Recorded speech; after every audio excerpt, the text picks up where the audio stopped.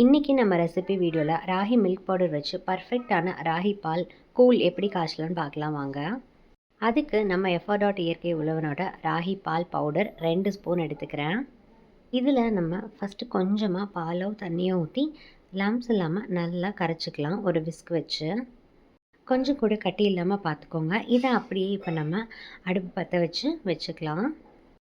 அடுப்பை மீடியம் ஃப்ளேம்லேயே வச்சுக்கோங்க. கைவிடாமல் அப்படியே கலந்துகிட்டே இருக்கும்போது உங்களுக்கு கெட்டியான கன்சிஸ்டன்சிக்கு மாறும். இந்த ஸ்டேஜில் நம்ம மறுபடியும் தேவையான அளவு பாலோ தண்ணியோ சேர்த்துக்கலாம். மறுபடியும் கைவிடாமல் கலந்துகிட்டே இருக்கும்போது நமக்கு பர்ஃபெக்டான ஒரு கூழ் கிடச்சிரும். இதை நம்ம ஸ்பூனில் எடுத்து சாப்பிட்ற மாதிரி கன்சிஸ்டன்சியும் பண்ணலாம், இல்லை டம்ளரில் ஊற்றி குடிக்கிற கன்சிஸ்டன்சியும் பண்ணிக்கலாம். நம்மளோட ப்ரிஃபரன்ஸ் தான் இது.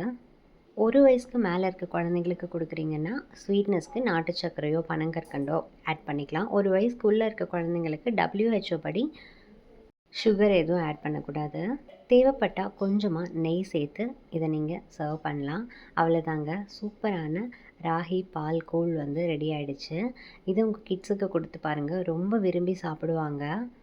சுத்தமான முறையில் குழந்தைங்களுக்காக பார்த்து ரெடி பண்ணுற இந்த ராகி பால் பவுடர் உங்களுக்கு வேணும்னா ஸ்க்ரீனில் தெரியிற நம்பரை காண்டாக்ட் பண்ணி ஆர்டர் பண்ணிக்கோங்க.